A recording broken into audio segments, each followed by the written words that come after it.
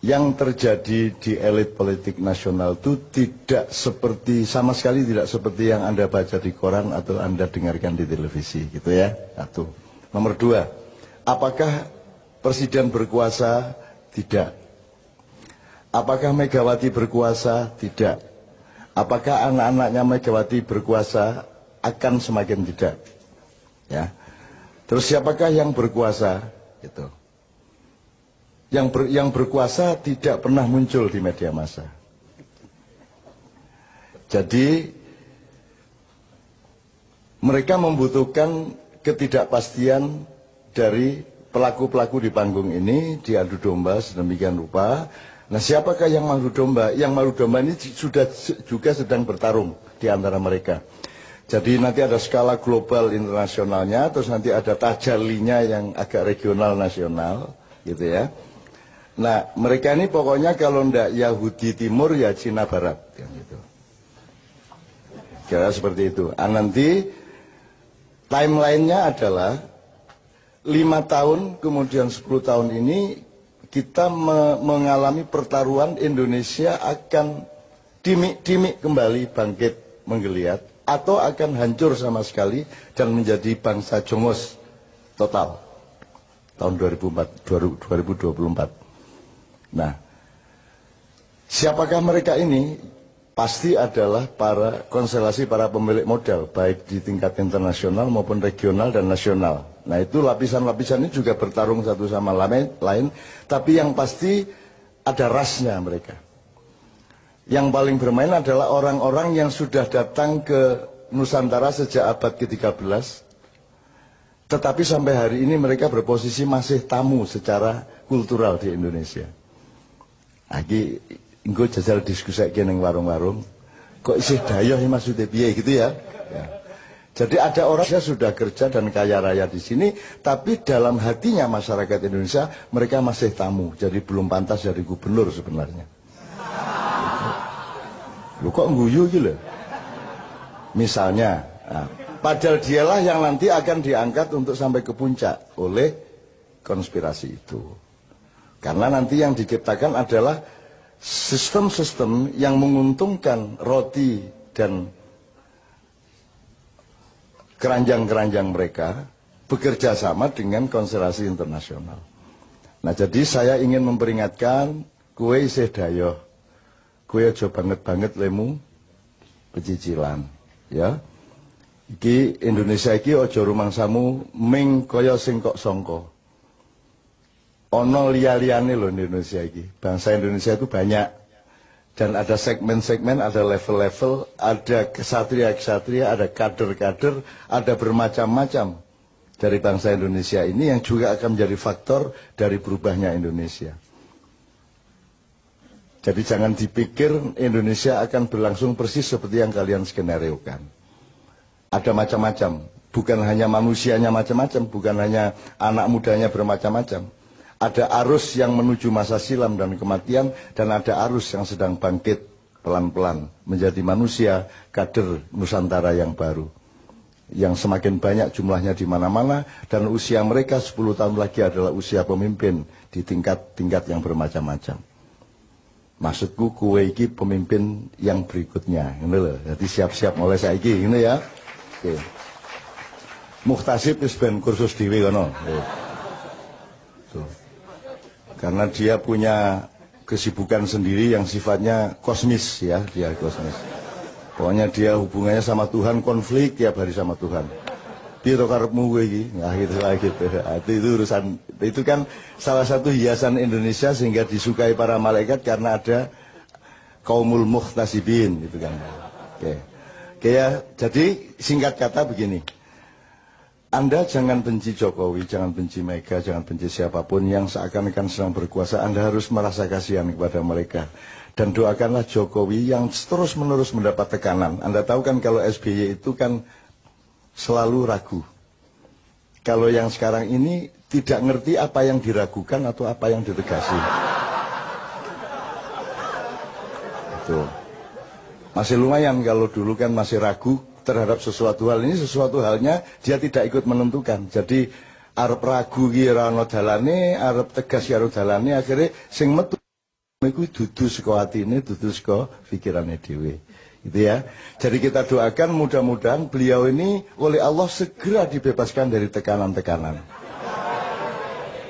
Jelas ya? Jelas maksudnya ya? Gue ngerti sastra toh? Nah. Sementara yang sangat bernafsu untuk bertarget tahun ini harus menggantikan orang yang penuh tekanan-tekanan ini, kita doakan mudah-mudahan dia tidak diberi kesempatan oleh Allah untuk bersu'ul khotimah. Iki ya jelas tau kudune. Nah, gitu. Jadi nek di YouTube iki berdebat sik lagi ngafirke aku ya toh. Gitu teman sekalian, wes. Untuk itu, emang Anda terpengaruh dengan semua itu kan tidak. Anda kan punya kedaulatan, Anda kan punya kemandirian, Anda punya keyakinan hidup. Dan semakin hari Anda semakin tenang dengan keyakinan Anda. Dan Anda tahu rakyat Indonesia kan sama sekali semakin tidak tergantung kepada pemerintahnya. Mau dolar 18.000 gitu. Ora berpengaruh kan gune sing nggawa payung ning ngarepe mall kae. Wis pokoke nek nggawa payung ana udan nyeterke nang mobil entuk piro ning prabot piro kan Anda semua kan tidak terlalu terpengaruh. Bahkan di Jawa Timur anak-anakmu dan lantang ayo iki kok gurung mundhaki BBM iki apa iki. Kurang ajar nang wis ae diunggahno ayo. Nang wis mosok gak mundak-mundak iki lho. Ayo diunggahno ayo sepur mesisan 4 kali lipat ayo apa ngono. Engko tak delete tekek ndek njero balas. Nek sak delete tekek wis gak mlaku mesisan wis. Gitu loh, pesawat-pesawat barang ini. Luwung gimana kita mau bikin konferensi Asia Afrika. Asia Afrika itu kan Bung Karno punya karya. Itu kan konferensi negara-negara non-blok. Non-blok. Lho kowe iki gak konferensi non-blok kok jaluk pelindungan nang jeraganmu iki piye? Njur pura-pura digawe pesawat tapi didandani sik le dandani regane luwih larang timbangane pesawat sing dikekke. Iya coba gue kan ya Allah ya Rabbi, memang presiden itu syaratnya satu kok, harus tahu apa yang harus diragukan dan apa yang harus ditegasi. Iki ora ono bahane iki, arep ragu ya ora cetha, arep tegas ya ora cetha kan begitu. Kan nyenengke kok kuwi. Tidak pernah ada bangsa yang mendapat hiburan sebagaimana kita. Itu kan? Tidak, jangankan kan kalau dalam Islam tuh, kalau dalam bahasa Arab tuh ada namanya uslub. Uslub itu diplomasi tingkat tinggi. Seperti saya mengatakan, mudah-mudahan segera terbebas dari tekanan, itu uslub. Ketika saya acara dengan KPK yang pertama, saya berdoa, ya Allah, segera bubarkanlah KPK. Itu kan uslub, artinya maksudnya kehakiman, kepolisian, kejaksaan sudah beres, bisa menjalankan tugasnya dengan jujur sehingga tidak diperlukan KPK. Jadi kalau KPK didoakan untuk bubar itu artinya supaya tidak perlu ada ad hoc lagi untuk mengurus korupsi kan gitu. Tapi orang karena pikirannya linier dan sastra kalimat aja tidak jelas. Maka ketika saya berdoa dengan tingkat uslub tadi, susastra tinggi tadi, orang paham loh kok Cak Nun menginginkan KPK bubar karepe piye?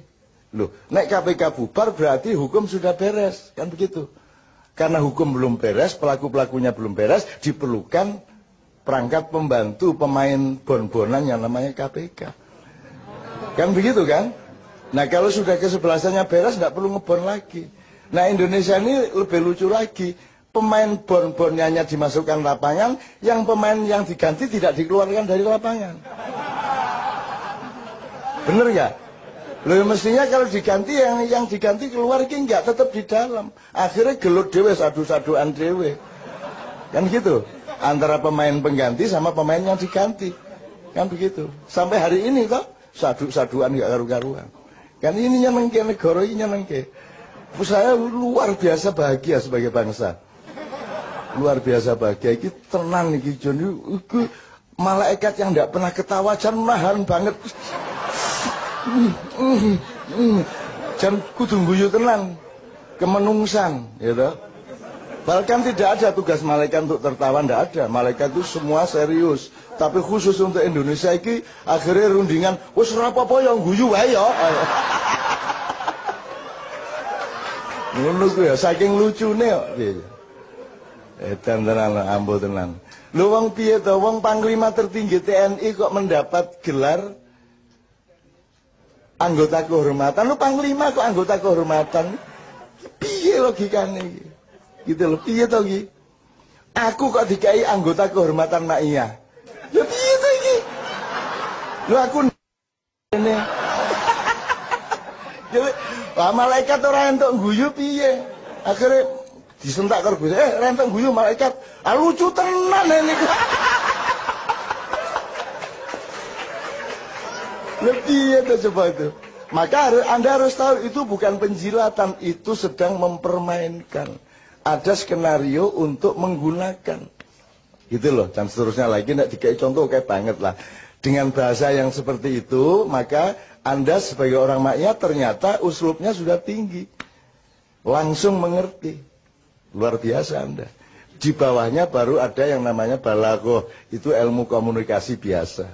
Nah ini balaghah aja belum nyampe, jadi nggak ngerti bagaimana ngomong sama Amerika, bagaimana ngomong kepada Singapura, nggak punya uslub. Kan tidak perlu menentang untuk menentang. Gitu loh. Kan saya sering sudah kasih contoh yang kecil-kecil toh. Gue nak diajak kerengan iki moro bisi ono. Gue nek kerengan karo aku mesti kalah. Gue sembrung gue melayu saiki melayu. Akhirnya mesti budina melayu gawe padahal nek kerengan tangan ya kene kalah jane. Itu namanya uslub. Itu puncak dari balaghah ya Ustaz ya. Puncak dari balaghah. Itu teman sekalian. Oke. Lu sekarang itu bagaimana mau balaghah aja nggak ngerti kok. Mosok sambat saya mau dijatuhkan loh sama Jika. Loh, kok ngomong ngono lho mbok sing rada bahasa sing rada samar sithik apa piye ngono lho. Sing lelu tapi jenenge lugu kan ya ora mlebu neraka wong lugu. Lugu ora ngerti ya. Ya ngertine mebel ya mebel, kayu ya kayu. Wis piye dituntut balaghah ya ora iso.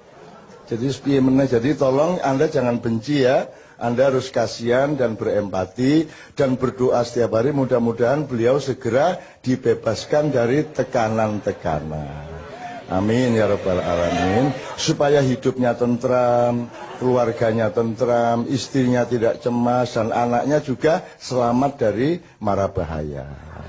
Gitu ya. Ono elek ya ngomong, apik to ya. Apik to gitu loh. Uslub gua.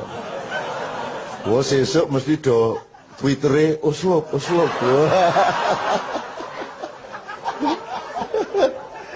Are-are iki AS Hikam ditawur are-are. Jobol are-are.